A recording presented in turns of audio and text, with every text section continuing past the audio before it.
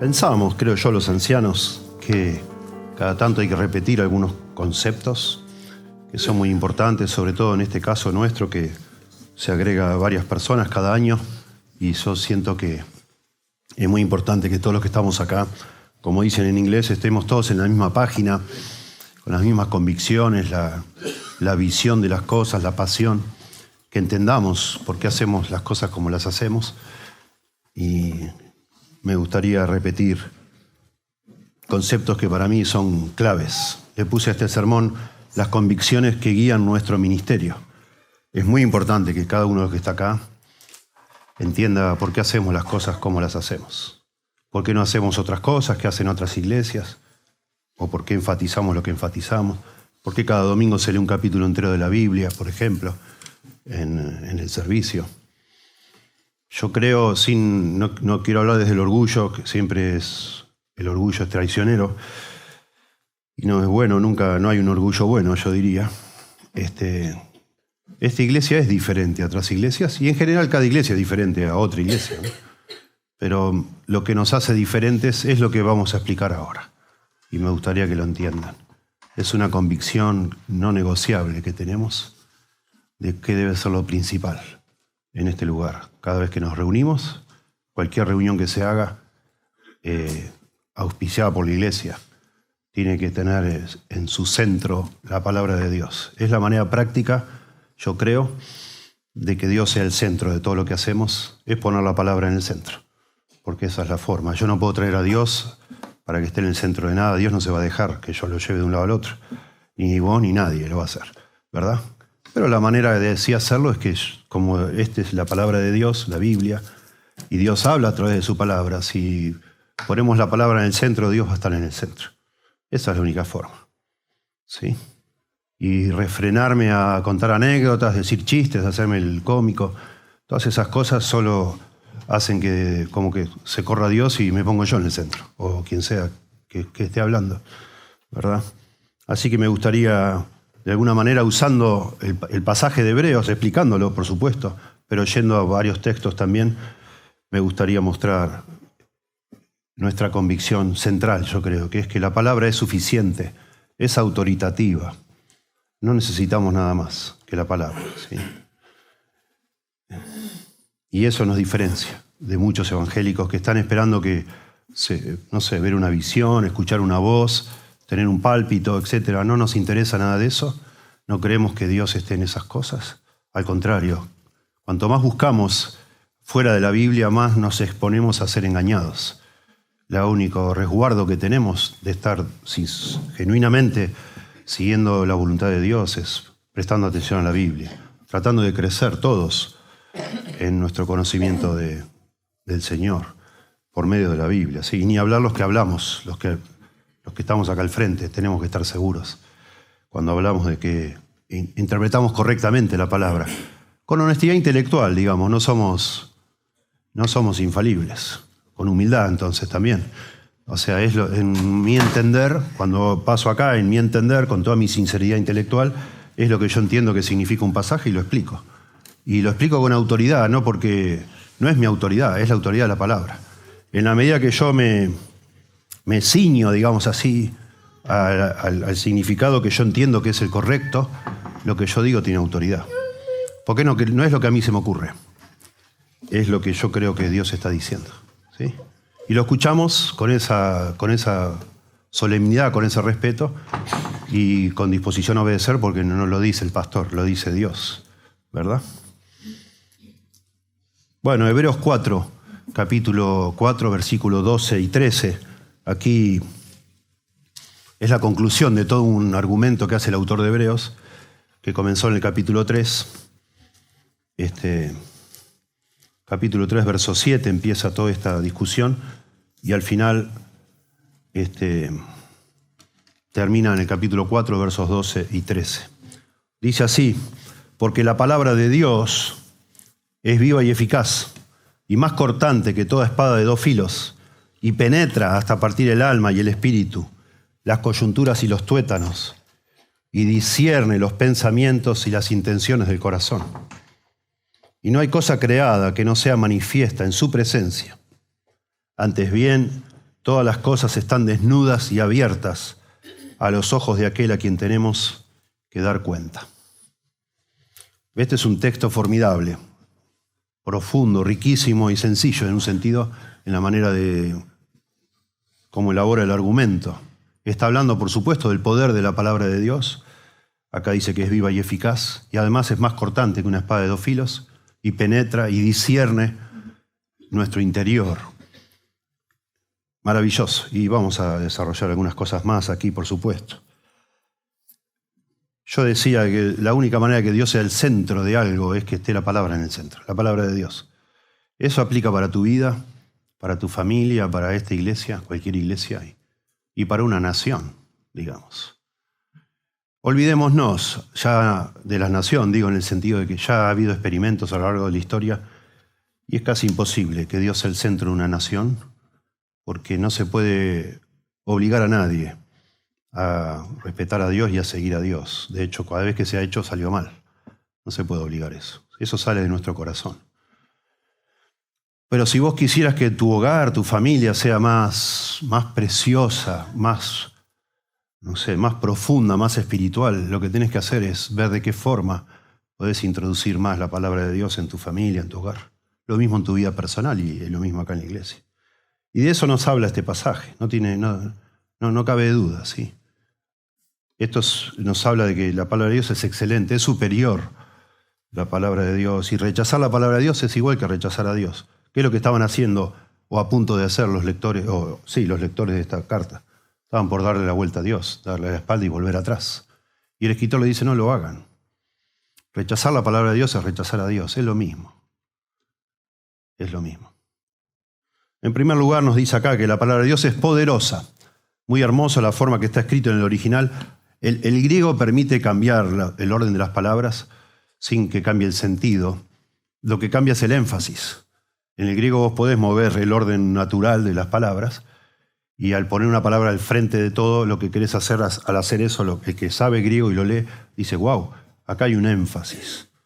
Y acá en el original pone la palabra vida adelante de todo.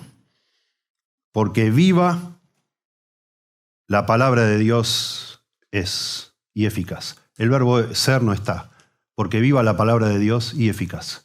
Quiere el escritor de Hebreos, quiere resaltar la palabra viva.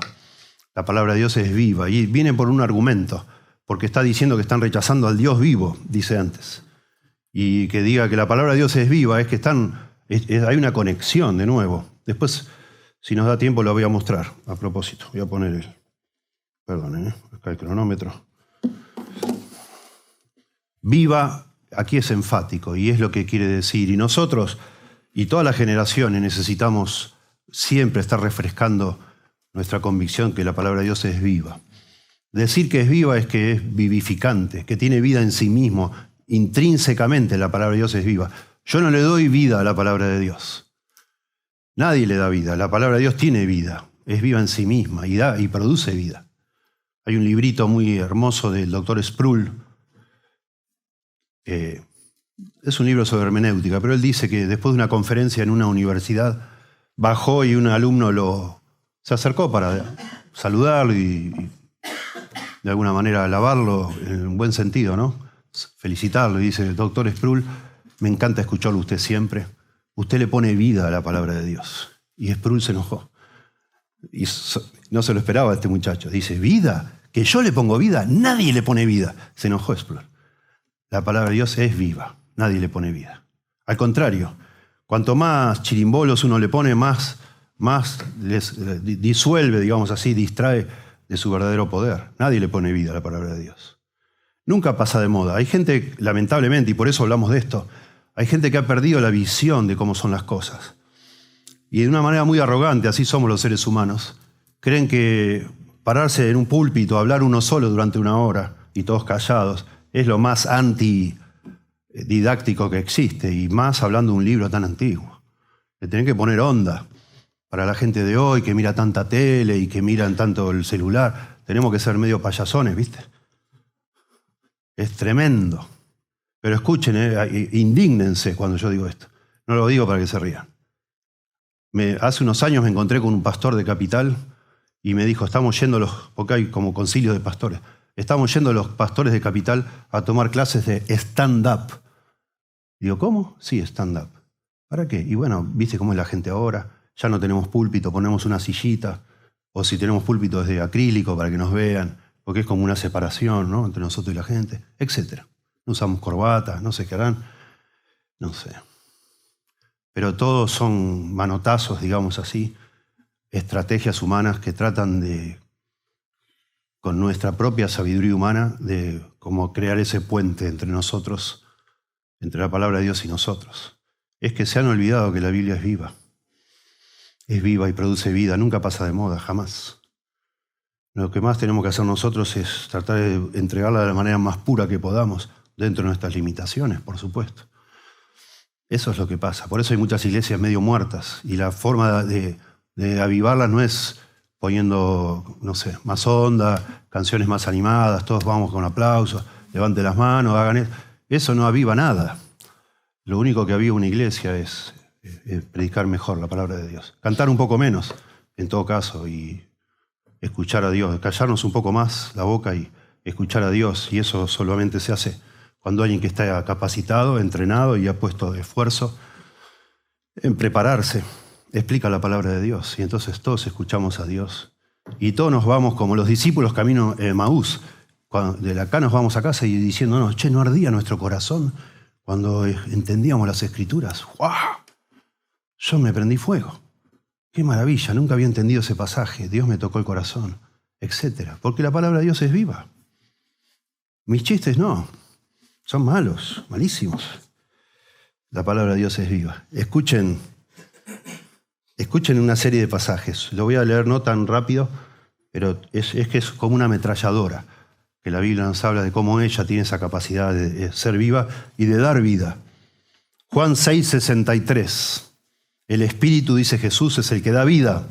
La carne para nada aprovecha. Las palabras que yo os he hablado son espíritu y son vida. 1 Pedro 1:23. Dice Pedro, pues habéis nacido de nuevo, no de una simiente corruptible, de una semilla corruptible, sino de una que es incorruptible, es decir, mediante la palabra de Dios que vive y permanece. Nosotros hemos nacido espiritualmente porque algún día la semilla de la palabra fue implantada en nuestro corazón y eso nos produjo vida. La fe es por el oír y el oír es por la palabra de Dios. Un día usted llegó a tener fe salvadora por escuchar la palabra de Dios y eso le produjo vida. Santiago dice algo parecido, 1:18. En el ejercicio de su voluntad, Él nos hizo nacer, Dios nos hizo nacer, por la palabra de verdad para que fuéramos las primicias de sus criaturas. Dios nos ha hecho nacer y lo hace por medio de la simiente. La palabra simiente en el griego creo que es semeron, que habla de semilla, podemos traducir, y semen.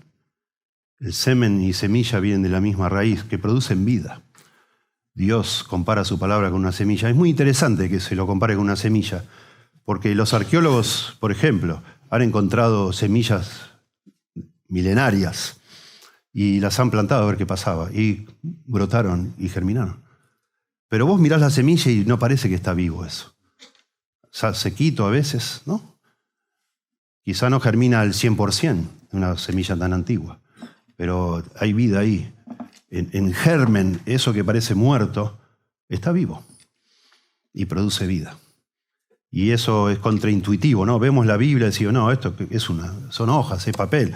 Algunos incluso atrevidos, algunos teólogos que yo no digo que ingenuamente, porque los teólogos leen mucho, pero nos confunden, diciendo que no podemos hacer, que muchos evangélicos hacen algo como bibliolatría, como que adoran la Biblia.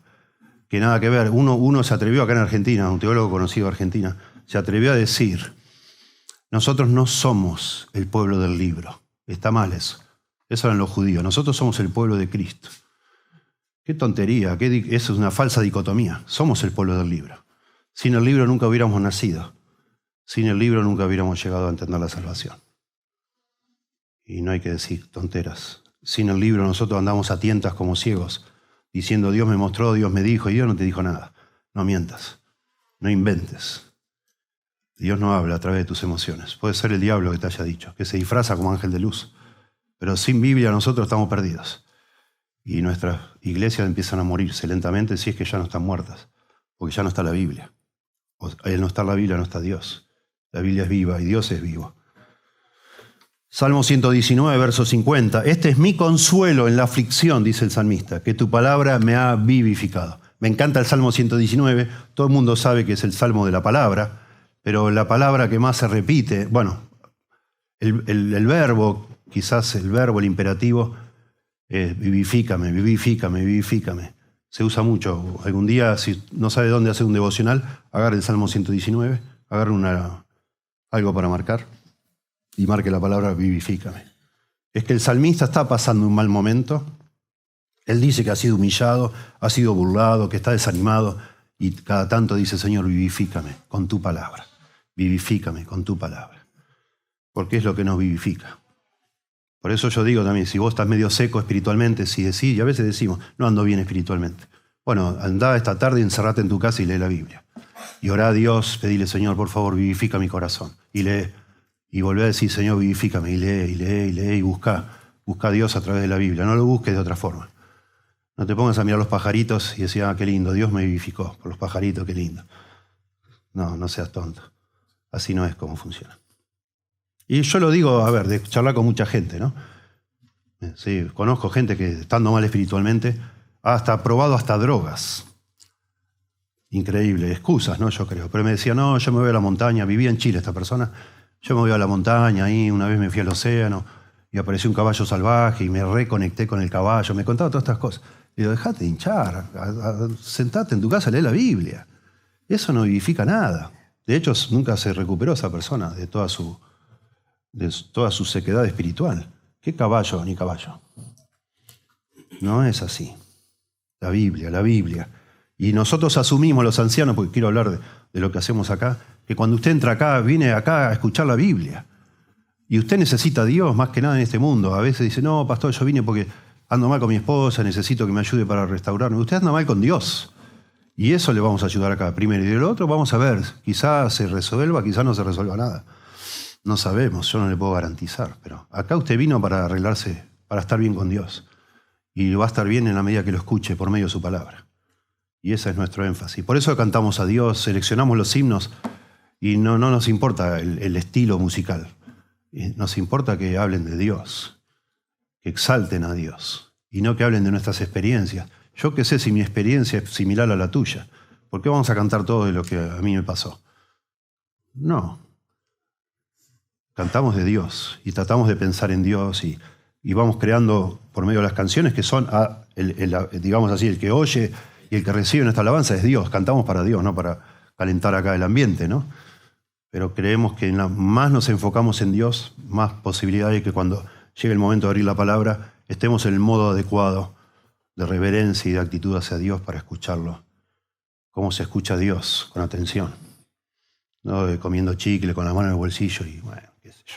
Ya lo sabía este pasaje. Qué plomo este pastor. No, así no se escucha a Dios, ¿verdad? Alguien dijo, tú puedes tomar todos los libros, los grandes libros de la historia, de la literatura, la gran literatura del mundo combinada, y ninguno va a tener poder para darte vida, nada. Ningún libro cambia vidas, como la palabra de Dios. Tú puedes escuchar a alguna persona decir que algún libro de autoayuda, suponete, le ha cambiado la vida, o que tal libro de dieta es revolucionario, o que tal libro de filosofía cambió su manera de pensar. Pero el poder de dar vida solo lo tiene la palabra de Dios. Es un libro vivo. Es un libro vivo.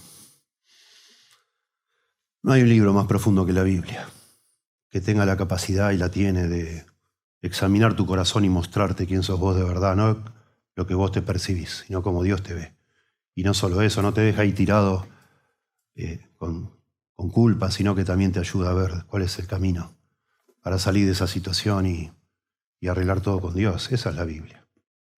Había un predicador, me olvidé su nombre, no importa, en Nueva York, muy famoso, un predicador callejero, tenía un cajoncito de banana, o de madera, ¿no? Pero de cualquier fruta, imagínate. Se paraba en una esquina de Nueva York y predicaba a los gritos.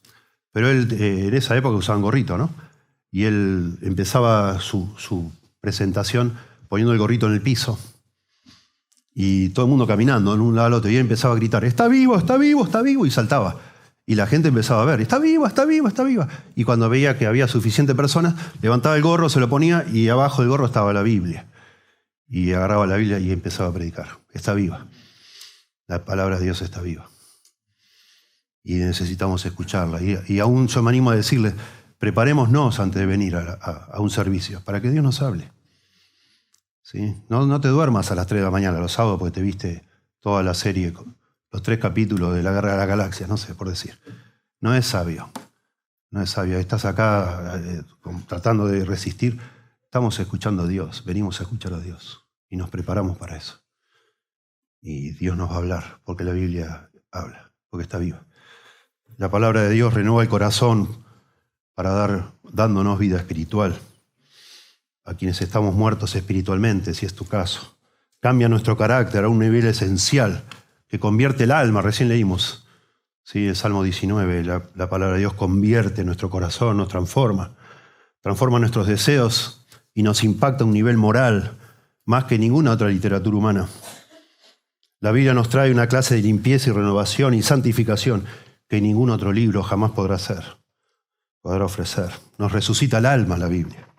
Tiene el mismo poder creativo que tuvieron los mandamientos de Dios en Génesis 1. Dios dijo, sea la luz, y fue la luz. Sepárese el agua de lo seco de lo húmedo, se separó. Todo lo que Dios dijo salió, sucedió. Y esa palabra, digamos así, está encapsulada hoy en un libro escrito por hombres, por supuesto, pero que Dios usó para que sea su palabra. Y tiene ese poder, la Biblia, para transformarnos. Recién Tony Marota dijo que citó Juan 17:17. Santifícalos en tu verdad, tu palabra es verdad. Le dice Jesús al Padre, y porque eso es lo que hace la Biblia. Nos cambia, nos santifica, nos transforma, porque es la verdad y está viva. Qué precioso. Proverbios 6, 22 y 23. Habla el Padre con su Hijo, pero lo hace de una manera un tanto ambigua. Parece que está hablando de sus mandamientos, de sus consejos, pero también lo presenta como si fueran los mandamientos de Dios. Dice, cuando andes, los mandamientos te guiarán. Cuando duermas, velarán por ti, y al despertar te hablarán contigo. Porque el mandamiento es lámpara, continúa, y la enseñanza luz, y camino de vida, las reprensiones de la instrucción. Todo el tiempo Dios, con su palabra, nos está, de alguna manera, actuando dentro nuestro, porque produce vida. 2 Timoteo 2:16 y 17, podemos citar desde el verso 15.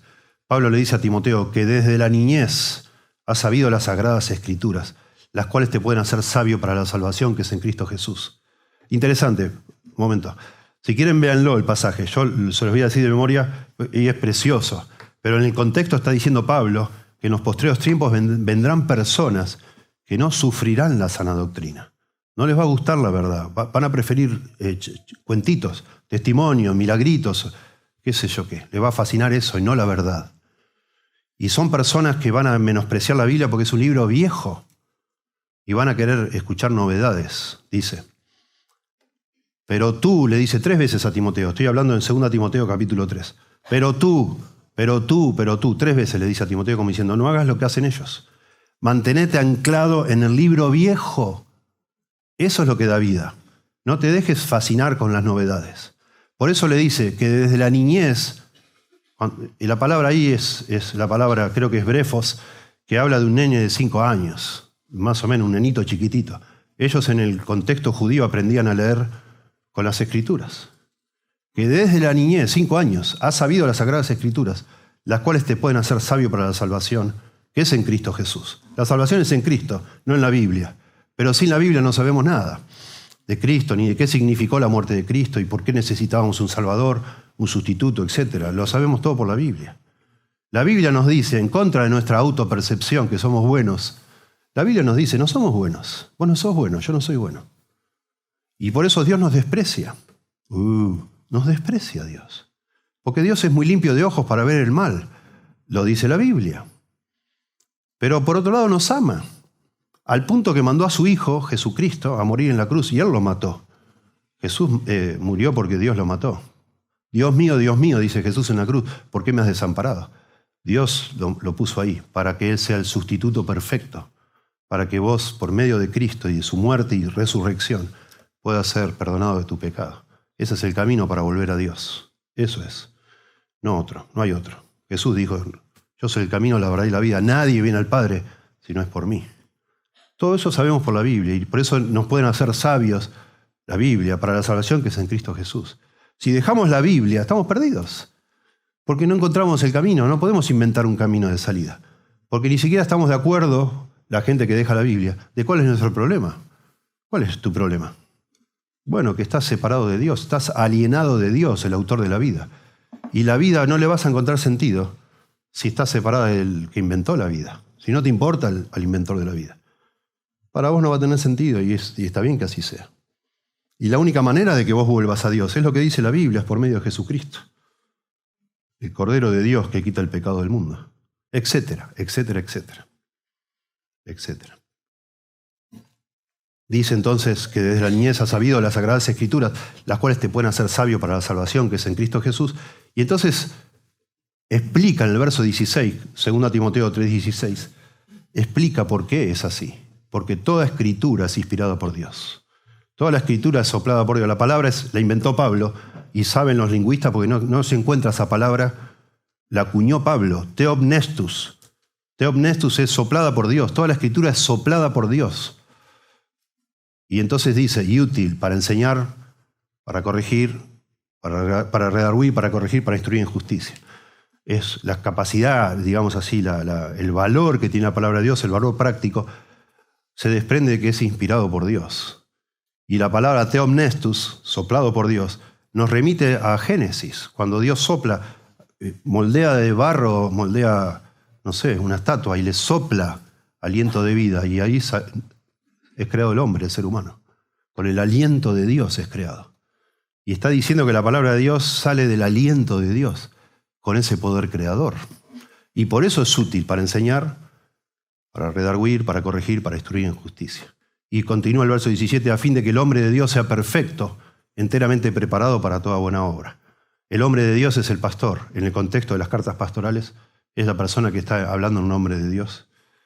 Y ese hombre de Dios, al decir que sea perfecto, habla la palabra perfecto, es completo. Es decir, que un pastor, con la palabra de Dios, tiene todo lo que necesita para pastorear. No necesita tomar cursos de marketing, de administración, no sé, de psicología, si querés. No necesitamos eso. La palabra de Dios es suficiente. Eso es lo que dice ese pasaje. Es el pasaje central de la doctrina de la suficiencia de las Escrituras. Tenemos todo lo que necesitamos. No necesitamos más. A fin de que el hombre de Dios sea perfecto, enteramente preparado para toda buena obra. Noten la palabra perfecto, completo, enteramente, completo, para toda buena obra. Está completo. Con la Biblia tenemos todo lo que necesitamos. Por eso en la iglesia lo que hablamos es de la Biblia. Confiando. Y es una lucha interna nuestra. Nosotros, los pastores, tenemos que confiar todo el tiempo que explicando cualquier porción de la Biblia, Dios va a hablar. Dios va a hablar. Y lo hacemos con esa confianza.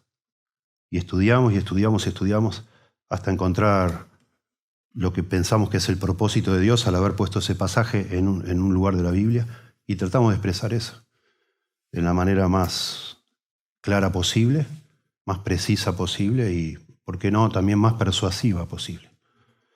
Pablo dice que él trataba de persuadir a los que lo oían con la palabra de Dios, ¿no? Obviamente. Ningún otro libro tiene el efecto de la palabra, ninguno. Cuando dice que nos enseña, realmente nos enseña quiénes somos, de dónde venimos, a dónde vamos, cuál es nuestro problema, cuál es la solución, etc. Todo lo enseña la Biblia.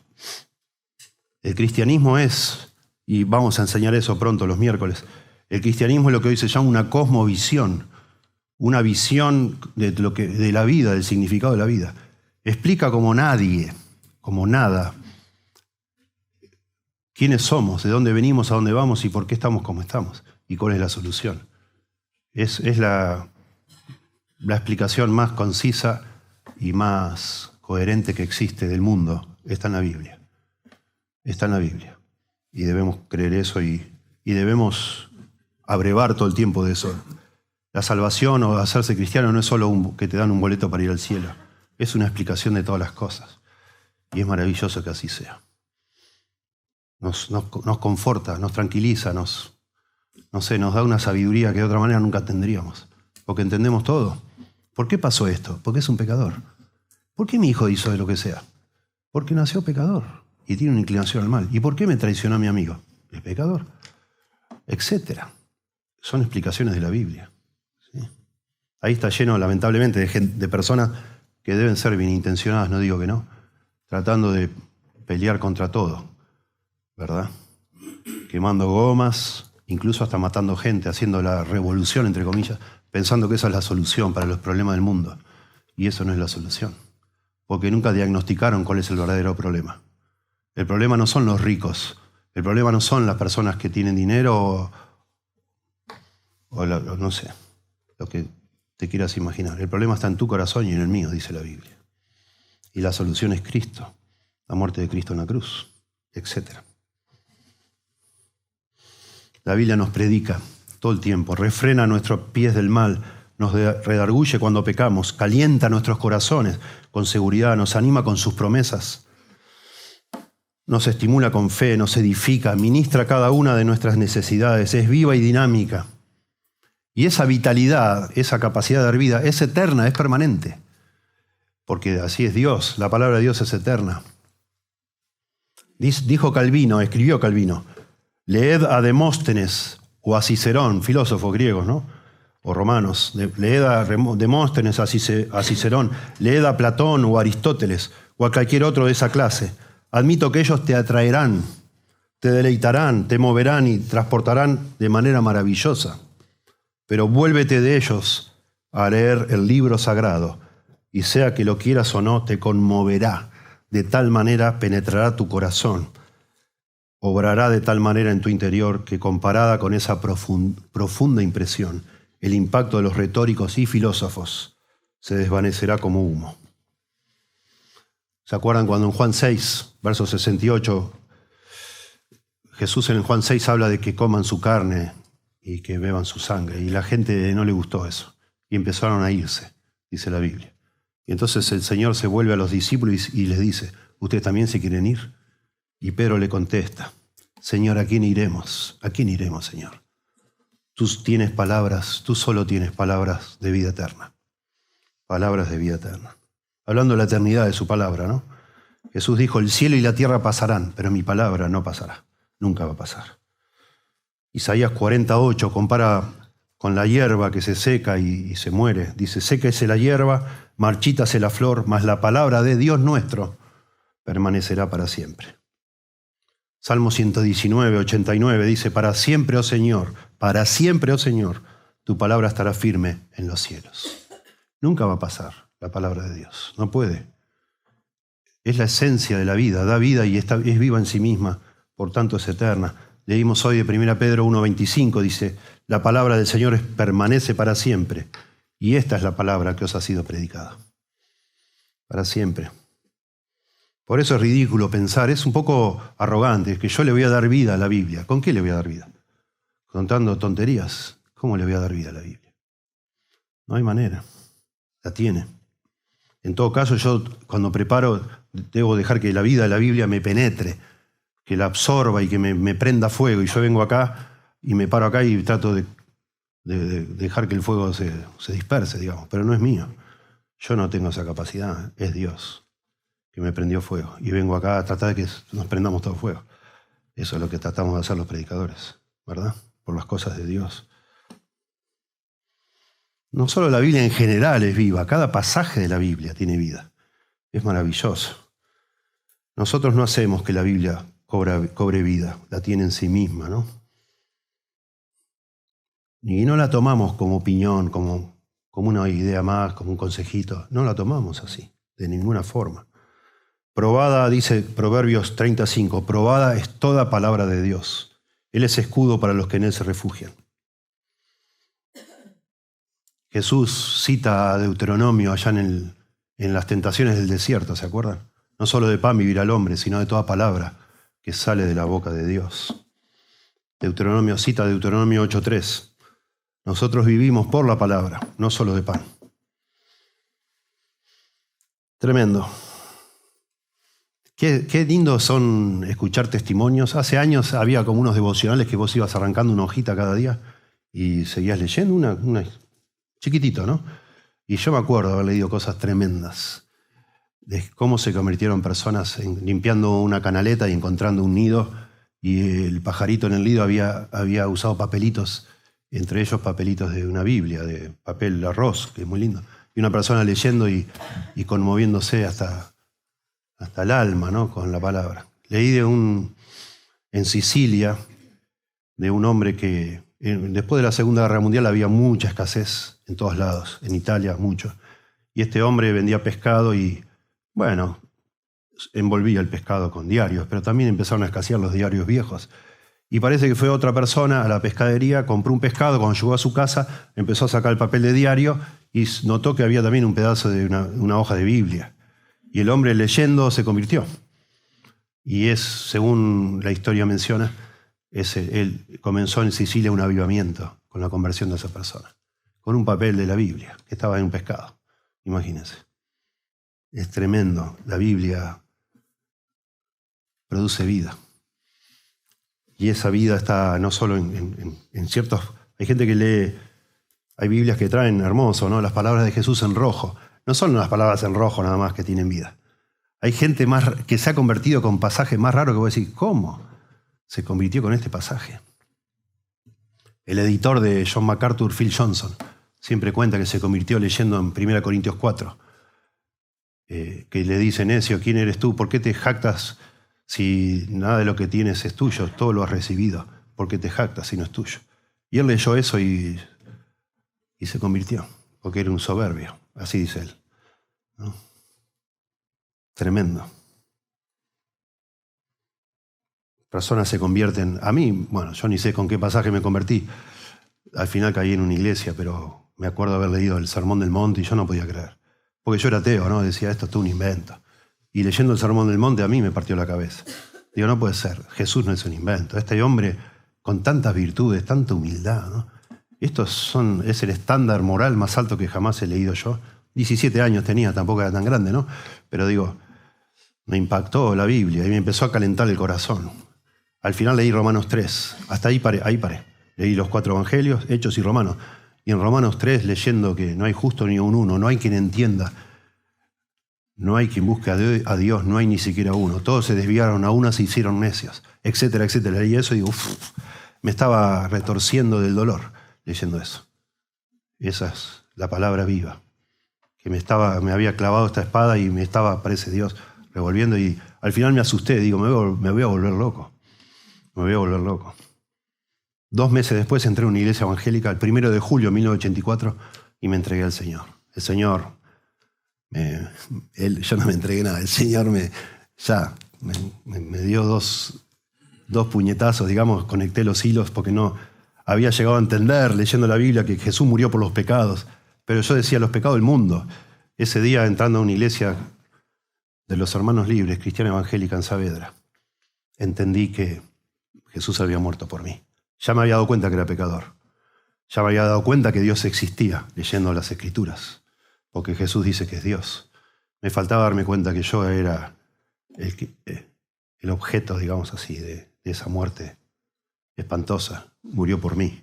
Y eso me lo mostró la Biblia también, predicada, ¿verdad? Así debe ser. Dice en 1 Corintios 1:18, dice que agradó a Dios salvar al mundo por medio de la locura, la necedad de la predicación. ¿Quién se le hubiera ocurrido semejante programa o plan de la salvación para llevar miles de personas al cielo? Porque vamos a ser miles de miles, no sé. Una multitud incontable, dice el libro de Apocalipsis. Todos los que estemos allí adorando al Cordero, todos hemos sido salvos por medio de la palabra y la tontera, como dice Pablo a los Corintios, de que alguien la predique, abra y la diga, como estamos haciendo ahora. ¿A quién se le ocurre construir un pueblo, santificar un pueblo por medio de un libro? Bueno, a Dios se le ocurrió eso. Y así lo hace. Y así creemos. Así creemos, sí. Una cosita más antes de pasar al segundo punto, este es el primero. Hay un error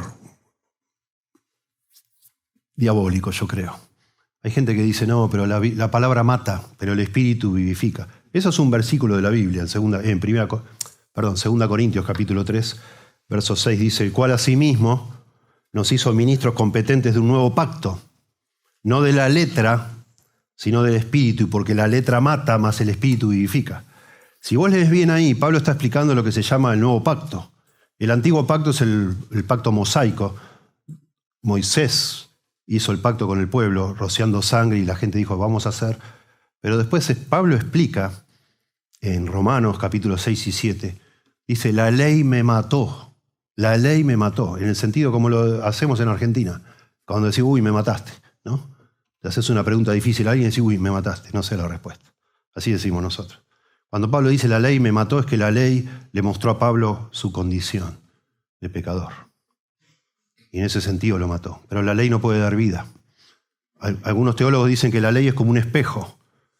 Y vos te acercás al espejo y te ves que estás todo sucio. Pero ninguno agarra el espejo y se lo frota en la cara para limpiarse. La ley te muestra la suciedad, quién sos vos delante de Dios. Vos te crees bueno, vos decís, no, yo no maté a nadie, te crees bueno. Pero lees la ley y decís, bueno, yo no maté a nadie, pero sí hice esto. Estoy frito, estoy muerto.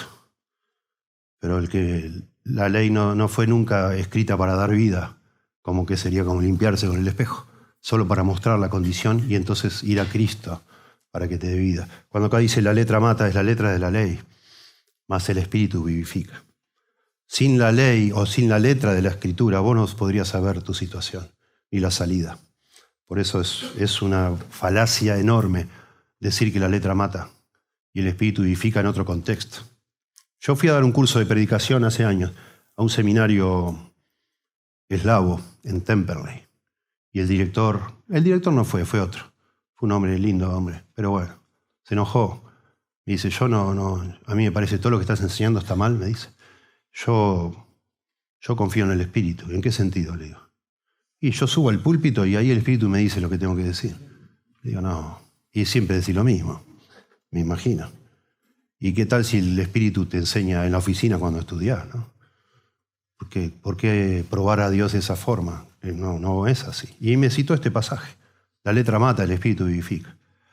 Bueno, no fui a discutir ahí, ni loco me voy a enredar, ¿no? Una discusión, el propósito era otro.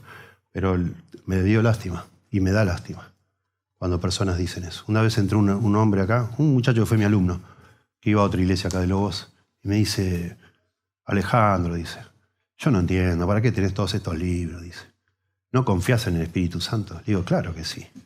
Pero me da mucha curiosidad saber qué le mostró el Espíritu Santo a Spurgeon, a MacArthur, a fulano, a mengano. La verdad que me siento un poco soberbio si no los leo, porque yo no creo que yo tenga el monopolio del Espíritu. Me gusta saber que otras, que fueron entendiendo a lo largo de la historia, otros cristianos como yo, ¿no? Me dice, no, a mí me guía el Espíritu cuando subo arriba. Bueno, no quiero hablar de esa persona, pero es un error. Y los frutos, por sus frutos los conoceréis, dice el Señor, ¿no? O Jesús dijo, hablando de Juan el Bautista y de él, dice, la sabiduría será justificada por sus hijos, o sea, por sus frutos. Vayan a ver el fruto de las personas que dicen que el Espíritu los guía sin la palabra. Es una soberbia tremenda. No podemos reclamar eso, estamos mal. Miren qué lindo este pasaje, y después les voy a hacer buscar otro. Estamos en Hebreos 4, ¿verdad? Pero qué bonito este pasaje. Pablo le escribe a los tesalonicenses, primera Tesalonicenses. Él a lo sumo estuvo 3 meses con ellos y luego por tanta persecución se fue, los dejó solos. Imagínate que alguien venga a Lobos, en 3 meses funda una iglesia, te guía a Cristo y después se va y te deja solo, como un bebé en Cristo, sin ayuda, sin darte alimento, etc. Te morís de hambre. Pablo les dice a los tesalonicenses, capítulo 2, verso 13, por esto también, dice Pablo, nosotros sin cesar damos gracias a Dios de que cuando recibisteis la palabra de Dios que oísteis de nosotros, la aceptasteis no como la palabra de hombres, sino como que realmente es lo que realmente es la palabra de Dios, la cual actúa en vosotros los creyentes. Tremendo. audaz Pablo decir, no, lo que yo te dije no fue la palabra de hombre, fue la palabra de Dios. Y esa palabra actúa, aunque yo ya no esté con ustedes, aunque nos fuimos todos rajando por la persecución, si ustedes siguen la palabra de Dios, va a seguir actuando en sus corazones, aunque yo ya no esté. Tremendo. Creemos eso. Noten en Hechos 20, eso no lo tengo en mis notas, pero me gusta agregarlo. Hechos 20, 32. Pablo despidiéndose de los ancianos de Éfeso. Noten cómo les dice.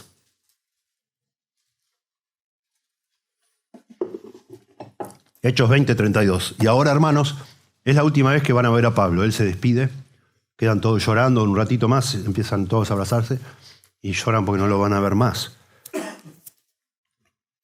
Dice, y ahora, hermanos, verso 32, os encomiendo a Dios y a la palabra de su gracia, que tiene poder para sobreedificaros y daros herencia con todos los santos, los santificados, perdón.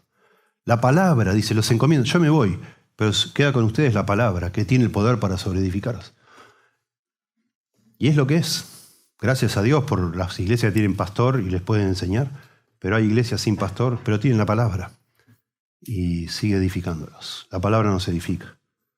De hecho, hay iglesias que tienen malos pastores, malísimos, pero tienen la palabra en sus manos, las personas en su casa. Y con eso pueden resistir, porque la palabra no se edifica. A pesar del líder que nos toque o la ausencia de un líder, ¿no? La palabra es la que produce la vida y nos cambia. Siempre obra la palabra de Dios eficazmente.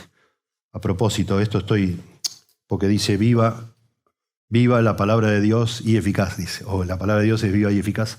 Estamos pensando en la palabra eficaz ahora. Vida produce vida, es viva y produce vida. Y eficaz, la palabra eficaz es la palabra energeo en griego, que es de donde nosotros sacamos, por supuesto posteriormente, la palabra energía, energético. La idea de energeo está muy bien traducido eficaz. Es que produce lo que se propone.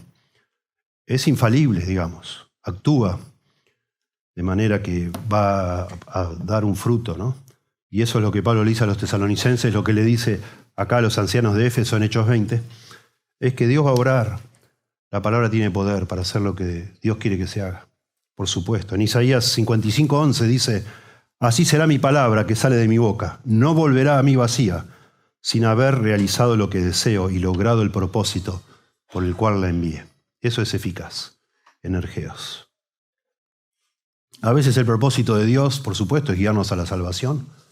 A veces es quebrantarnos, aplastar nuestro orgullo, reprendernos, corregirnos. A veces es darnos esperanza, edificar, darnos consuelo. Los que hace años conocemos al Señor por medio de la palabra sabemos que a veces la palabra nos humilla, nos quebranta, a veces nos exalta en el sentido de que nos llena de esperanza en medio de dolor o de dificultades.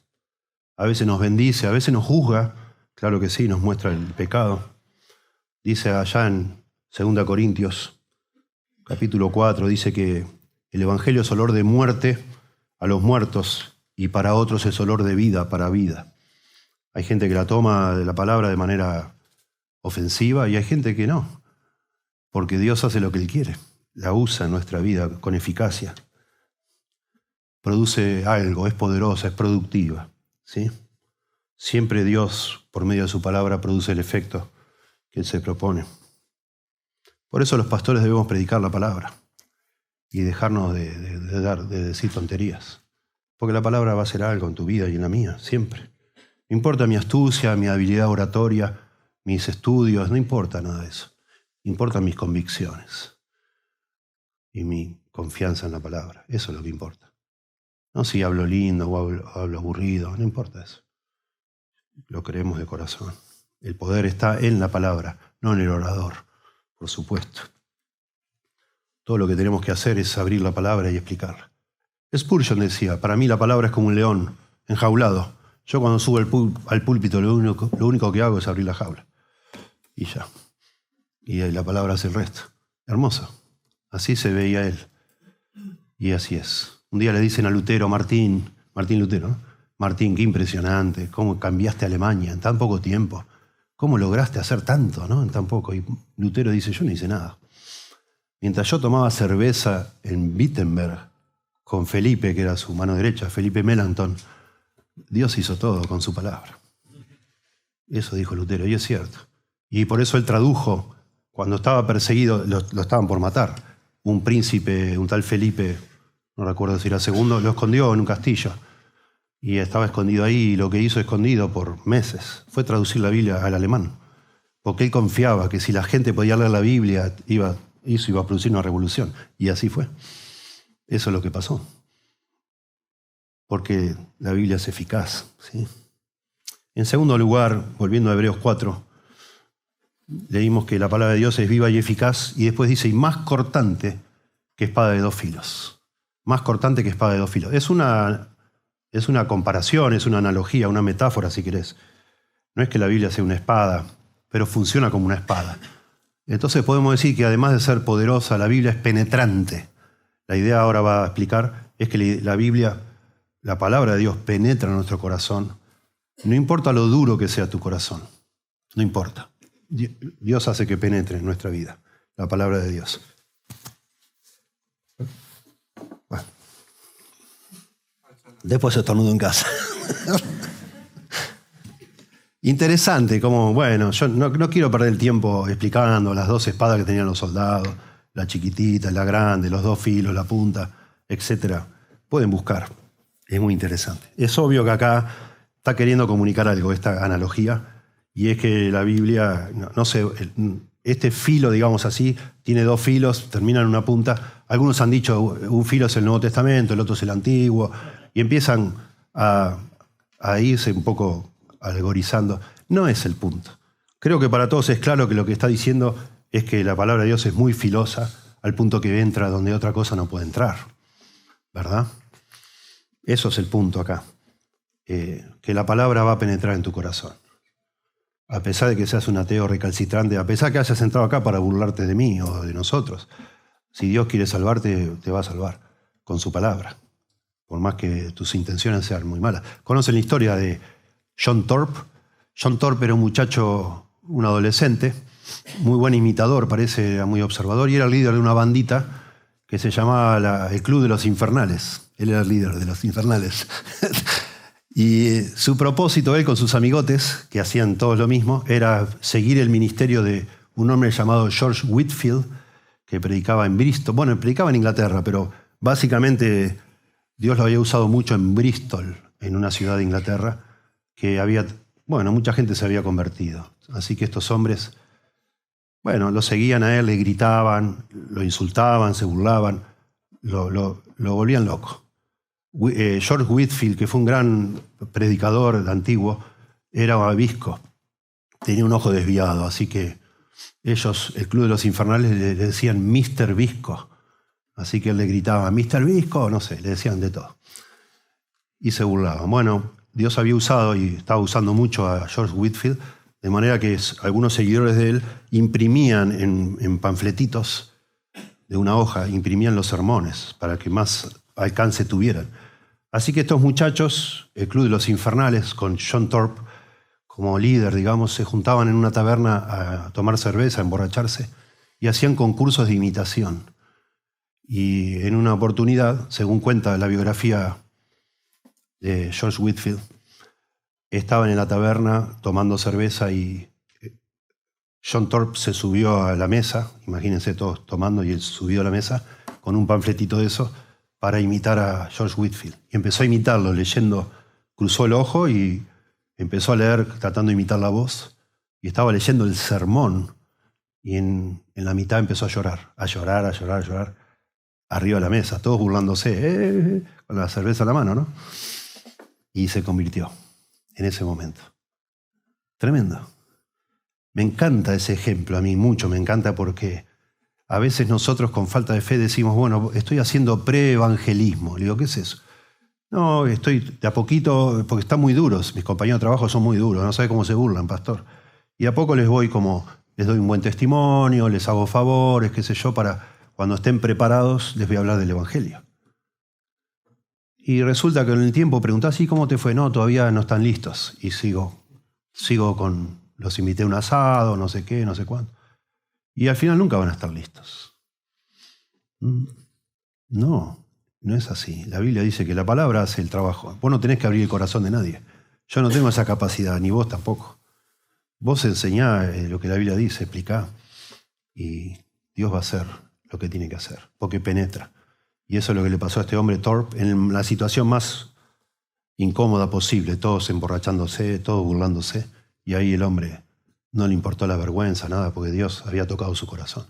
En la biografía de George Whitefield dice que John Thorpe llegó a ser uno de los evangelistas más eficientes, más eficaces, en el grupo que lideraba George Whitefield. Y claro, él sabía del poder de la palabra, él conocía, ¿verdad? Es así. La palabra de Dios penetra. No importa lo duro que sea el corazón, no importa. Bueno, de hecho, si ustedes leen el contexto de Hebreos atrás, está hablando de las personas endurecidas. Y lo que está diciendo acá, no importa. No importa lo endurecido que esté nadie. La palabra se va a ocupar, si es el plan de Dios, ¿no? Salvar a esa persona, lo va a penetrar. La palabra de Dios es aguda, es lacerante, digamos así. No sé si hay una implicación acá, no lo sé, porque el objetivo, según el contexto, es otro. Quieren mostrar el autor que están cometiendo un pecado muy grave de darle la espalda a Dios, ¿no? A la palabra de Dios. Pero algunos dicen que esta espada que tiene tanto filo, que tiene una punta, que tiene 2 filos, etc., que no hay que ser un ninja, digamos así, para usarla. Cualquier persona puede, con una buena herramienta, como en este caso la palabra, cualquier persona puede, por más inhábil que sea, puede utilizarla y va a haber un resultado, digamos, ¿no? Ese es el punto. No tiene que ser tan habilidoso, ni un experto, ni un doctor en teología para usar la palabra. Dios te va a usar. Tenemos que confiar en el poder de la palabra. Y eso la iglesia evangélica lo ha perdido, la iglesia de hoy, ¿no? Ningún instrumento humano o técnica mundana o terapia psicológica es más efectiva que la palabra de Dios para penetrar el corazón humano. Miren, hay gente que usa técnicas humanas de mercadeo o marketing, de distintas cosas. Hay gente muy hábil, hay personas que son capaces de tenerte 2 horas así contando historias. No sé, gente que sabe hacerlo y lo hacen. Yo sé que lo hacen. A veces miro en internet y digo, qué bien, este hombre la verdad tiene un carisma en el sentido de la habilidad, ¿no? Una elocuencia que yo soy un balbuceo, digamos, ¿no? Comparado con él. Y juntan multitudes. Pero la gran pregunta que tenemos que hacernos es esa multitud. ¿Cuántas personas en esa multitud han nacido de nuevo? Porque mi habilidad no sirve. Yo no puedo hacer nacer a nadie de nuevo, por más elocuente que sea. ¿Cuántas personas de verdad se entregaron a Dios arrepentidos por medio del ministerio de este hombre tan charlatán y tan hábil, ¿no? Quizás ninguno, quizás. Todas esas habilidades humanas, en realidad, comparada con la espada de la palabra de Dios, son como cuchillitos de plástico, estos descartables para untar manteca. No, nada que ver, no son una espada esas cosas. Son entretenidas, porque hay gente que lo sabe hacer muy bien y vos decís, wow. Y de repente te reís, de repente te emocionás, se te escapa una lágrima y decís, wow, este es un crack, es un maestro. Pero no está usando la palabra de Dios. Entonces su eficacia espiritual es 0, es nada, es un entretenedor, lamentablemente. Hace años escuché a esa persona a la que estoy pensando y le preguntaban en una entrevista, y cuando vas a un hotel, ¿cómo te registras? ¿Como pastor o como qué? No, como artista. Yo soy un artista. Chan es un artista. Bueno, lo es muy buen actor también. Bueno, que Dios lo ayude, ojalá tenga tiempo de darse cuenta y Dios lo use y se ponga en las manos de Dios, ¿no? Pero es un ejemplo trágico y triste, que con nuestras habilidades humanas podemos lograr ciertas cosas, pero no podemos hacer que alguien que está muerto en pecados nazca de nuevo. Solo lo hace Dios eso, con su palabra viva y eficaz, ¿verdad? Y que penetra. Y esa penetración, de alguna manera, por la forma que está escrito acá, porque dice y penetra hasta partir el alma. Y penetra hasta partir el alma y el espíritu, las coyunturas y los tuétanos, y discierne los pensamientos y las intenciones del corazón.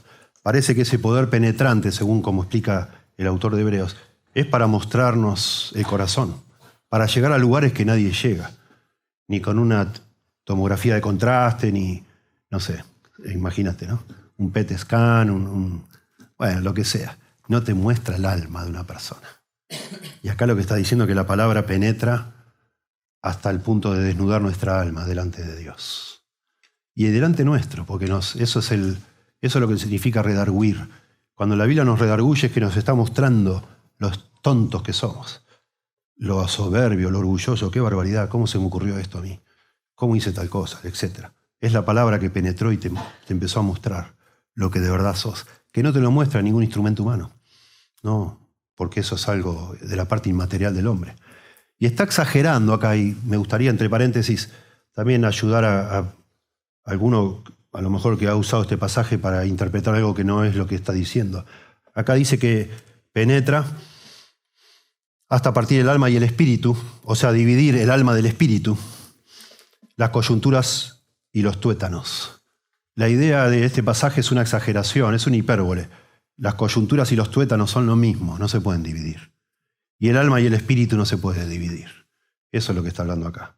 Lamentablemente algunos usan este pasaje y otro de 1 Tesalonicenses 5:12 creo que es, para decir que nosotros somos cuerpo, alma y espíritu. Cuando en la Biblia, en muchos pasajes, no nos vamos a ir ahora a eso, pero muestran que el alma y el espíritu en un sentido es lo mismo. Y ese es el efecto de este pasaje, que está mostrando que lo que es indivisible, la palabra, si fuera el caso, lo podría dividir. Es tan precisa, tan penetrante, que divide lo que nadie sabe cómo se divide. Ese es el punto. Y muestra lo que nadie puede mostrar, que son las intenciones y los pensamientos de tu corazón. Ni yo sé mis intenciones, ni vos sabés tus intenciones. A veces, ¿y por qué hice esto? Y no sé. Y yo qué sé, no sé por qué lo hice. La palabra te lo muestra, porque sabe cómo hacerlo. Dios tiene ese poder. Ni nosotros entendemos. Hijo, ¿por qué hiciste esto? No sé, papá. Decime por qué.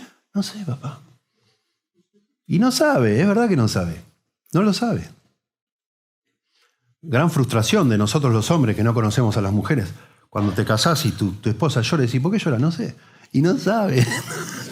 Y ustedes saben, hermana, que ustedes no saben por qué lloran a veces, ¿verdad? Y vos estás así, no, pero confía en mí. ¿Por qué no confías? ¿Por qué no me decís? Es que no sé. Y es que así somos, no entendemos todo lo que hacemos, ¿verdad? Pero Dios sí lo entiende. Y eso está diciendo acá, es precioso. Y eso sería el tercer punto. La palabra de Dios es poderosa, es penetrante, pero también es precisa. Acá lo describe como una espada, pero en realidad después parece que está hablando más de un bisturí, de un escalpelo que es súper delgadito y que separa cosas. No vas a operar el corazón de nadie con una espada, olvídate, lo matás. Instantáneamente lo matás. Tenés que usar algo muy preciso. Y eso está diciendo que la palabra de Dios tiene esa capacidad, no de hacer una carnicería, digamos, ¿no? Sino de ir al punto necesario. Y eso es hermoso. Por eso, entre paréntesis, ya que mencioné a nuestras esposas, por eso, jóvenes, es tan importante que algún día ustedes se casen con una persona creyente. Porque vos no podés llegar al corazón de tu pareja. Pero qué lindo cuando tu pareja tiene el Espíritu Santo, el mismo que tenés vos. Y Él hace lo que vos no podés hacer. Es muy lindo eso.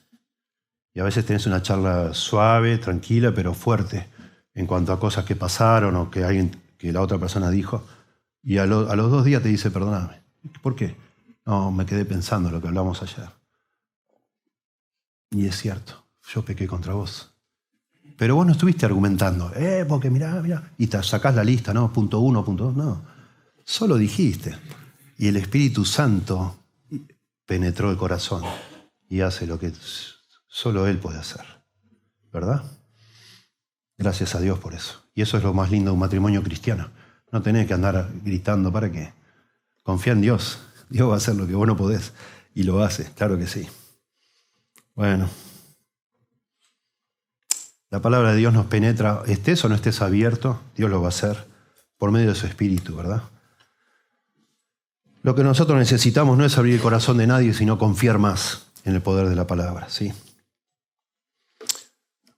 Que el Señor nos ayude. Es difícil, no es fácil.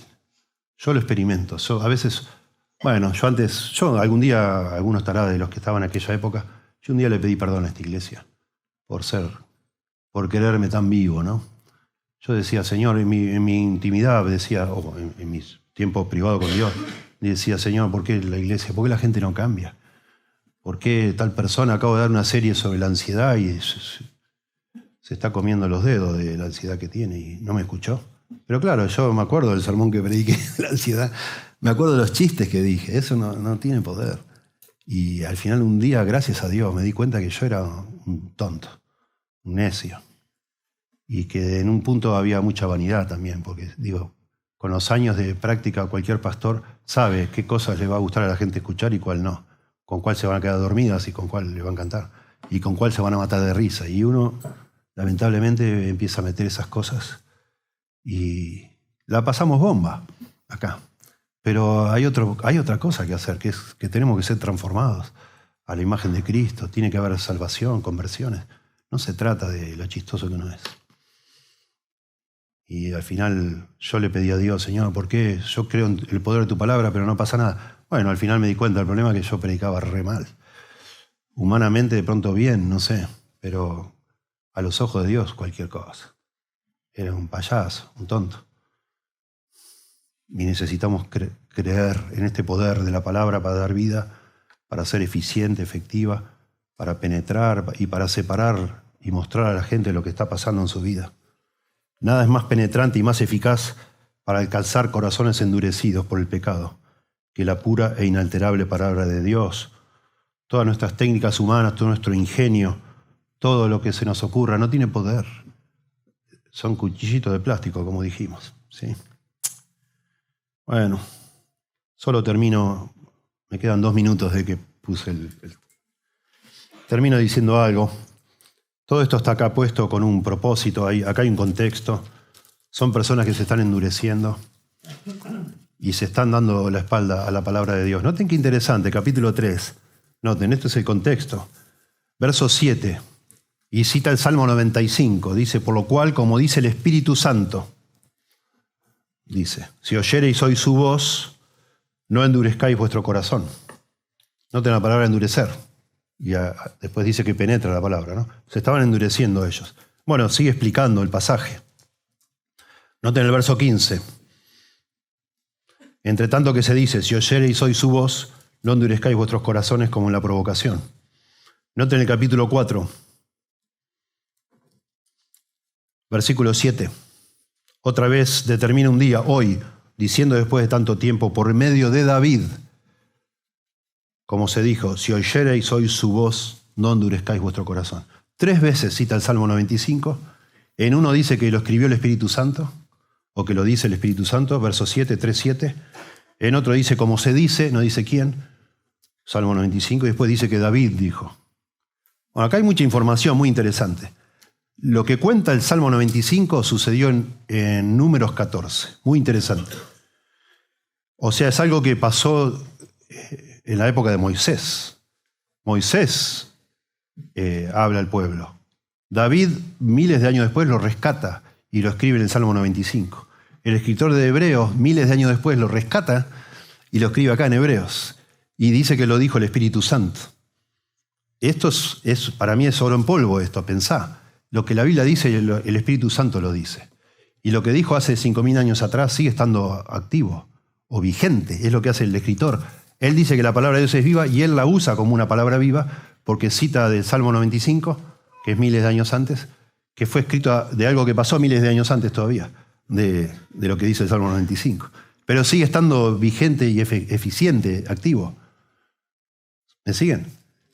Y lo que está diciendo todo el tiempo, bueno, que no endurezcan el corazón, si oyeren ¿la voz de quién? De Dios. Pero el autor de Hebreos lo transforma a la voz de Dios en la palabra de Dios, escrita. Y ahora hace un juego acá, como un malabar. Vamos al verso 13, 4:13, y acá vamos a terminar. Dice, y no hay cosa creada, después que dice que penetra, discierne las intenciones, etc., dice, y no hay cosa creada que no sea manifiesta en su presencia.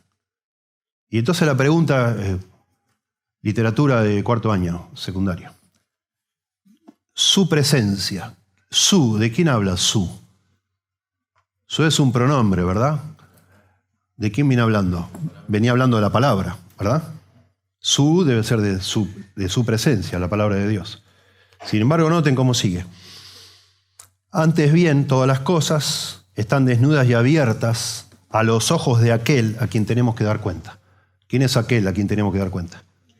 Dios. Hay un error acá, parece, pero está traducido del original. Bien. Es que para el escritor de Hebreos, Dios y la palabra es lo mismo. Está hablando de la palabra y usa un pronombre relativo, digamos, su, o posesivo, no sé, y parece que está hablando de la Biblia, pero nunca cambia de sujeto de la Biblia a Dios, porque no lo ve necesario. Porque oír la palabra de Dios es oír a Dios. Endurecer el corazón contra lo que Dios dice es lo mismo que endurecerlo contra la palabra. Y por eso eso para mí es maravilloso de verlo. Y entonces habla de Dios y nos advierte de una manera muy solemne y muy fuerte, y no hay cosa creada que no sea manifiesta en su presencia. Había hablado de que separaba, que hacía como evidente los pensamientos, las intenciones, etc. Nos redarguye, nos muestra, y ahora dice que ninguno se puede esconder de Dios. Es casi lo mismo decir, no te puedes esconder de la palabra, si la palabra te muestra, es que Dios sabe todo. Y termina diciendo algo fuerte, porque dice, y no hay cosa creada que no sea manifiesta en su presencia, o sea, en Dios. Dios sabe todo. Antes bien, todas las cosas están desnudas y abiertas. Y estas palabras desnudas y abiertas las trae del contexto histórico de la lucha, de una lucha greco-romana, la lucha, no sé, lucha libre. Y lo que está diciendo acá de estar desnudo y abierto es que Dios, en esa lucha entre nosotros y Dios, peleando nosotros con Dios, la idea es que Dios, y literalmente habla de eso, de estar desnudo y abierto, que Dios agarró lo tiene en el piso al contrincante y le tiene agarrado el cuello y lo dobla hacia arriba, ya está vencido, lo dobla hacia arriba y lo mira cara a cara y lo tiene ya doblegado. Así es Dios, y tarde o temprano es lo que nos va a pasar a cada uno de los seres humanos. Algún día estaremos todos delante de Dios, dando cuentas, y nadie se va a poder esconder.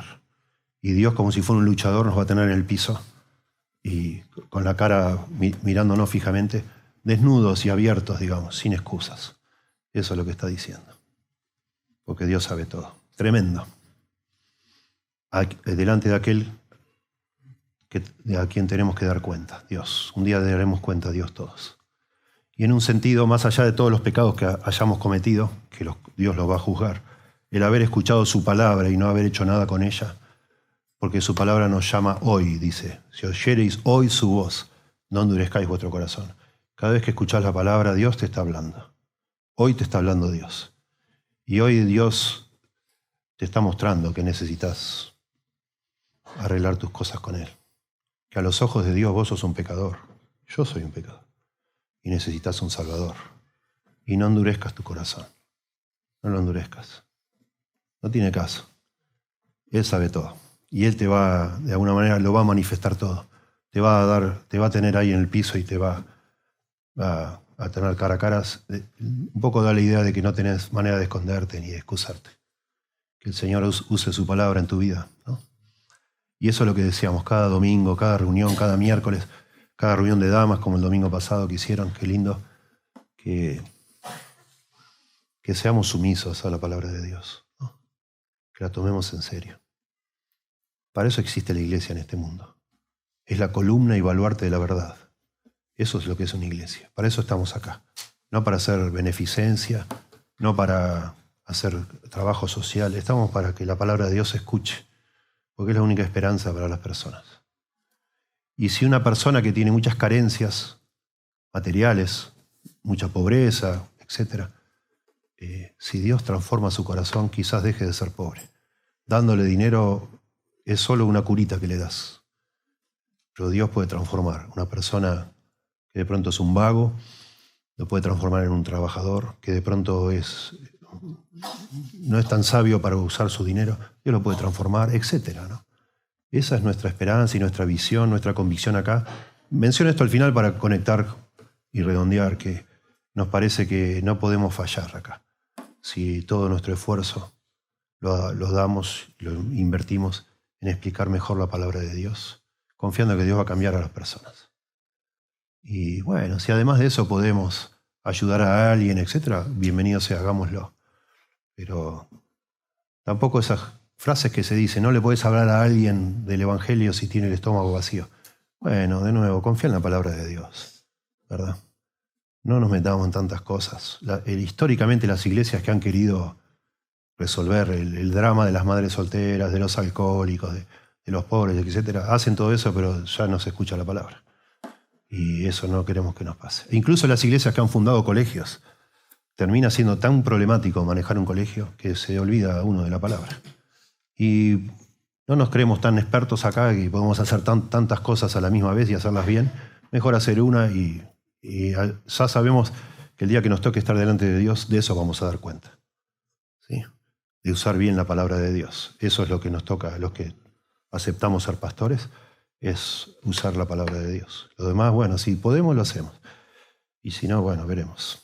El Estado de hoy no es el Estado de la época bíblica, hace de todo el Estado. Y los impuestos de hoy no son los impuestos de antes, ¿no? El Estado hace todo lo que hoy muchas iglesias están tratando de hacer. Pero lo que la iglesia solo puede hacer, muy pocas iglesias lo hacen. Que es enseñar la palabra y que Dios cambie los corazones. Bueno, nos paramos ya. No es que nos vamos a parar, estamos parados ahí nos vamos a quedar confiados de que pasaremos ese examen que Dios va a hacer a los que quisieron servirle. Va a ser enfocado en eso. Y en eso nos vamos a quedar.